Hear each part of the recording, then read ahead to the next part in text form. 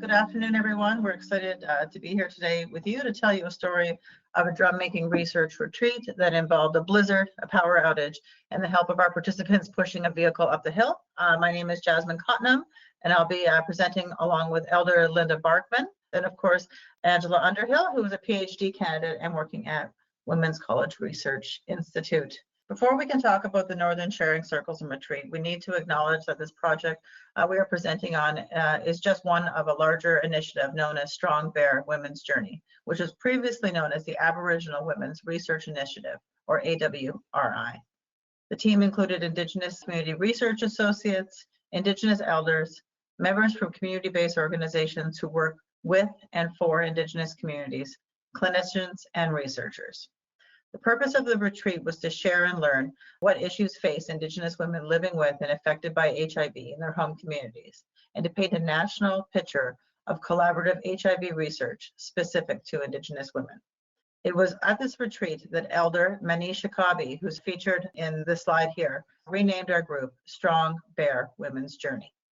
In my experience, many existing projects claimed to include an Aboriginal approach to finding solutions where, in fact, they were just kind of done in a colonial way. Conversations were initiated around key points, including racism, stigma, mothering, grandmothering, gender identity, and sexuality. Some other topics were sexism, loss of culture in urban center, transferable skills, navigating systems, and stress management. There's a specific need for research involving Indigenous women that goes beyond biomedical and epidemiologic research, and instead invests in addressing social and economic factors that influence the lives of Indigenous women living with or affected by HIV. So for this study, following the lead of the women in the sharing circles, our team, led by Jasmine, used community-based research methods to explore the healthcare needs of Indigenous women living with HIV in a small Northwestern Ontario location, and to listen to the experiences of Indigenous women living with HIV to offer recommendations for delivering appropriate healthcare.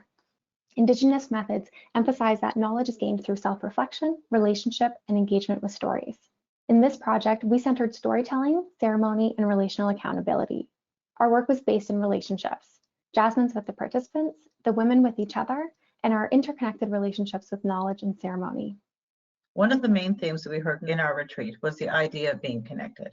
We heard them say that they felt the best when they were connected to other people, to their families, to the broader community, and to their culture. Some of the women spoke about the importance of group healthcare, and some of the participants actually used our retreat as an example of taking care of each other and feeling better. One of the participants shared, "Yeah, I just feel really healthy being here." And another shared, "Before I ever came to these kind of events, I felt alone and completely ostracized. But since I've been coming and joining in on these, I can't believe how much better I feel." A few topics related to institutionalized healthcare really stood out for us. Emergency rooms were discussed as a place that was sought out only in the worst circumstances. And many of the women shared that they had gone to the emergency rooms in the past and been treated with disrespect. They were isolated, ignored, or accused of being there for drugs.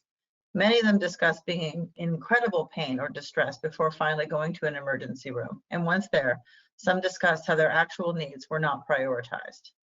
The women had found ways on their own to overcome barriers in these spaces, some by bringing their own medications with them, some by bringing family to support them, and some simply left when they were disrespected.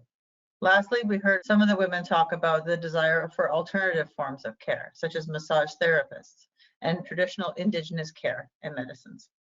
One of the most things I got from it was the thought at the beginning when they first started on this journey.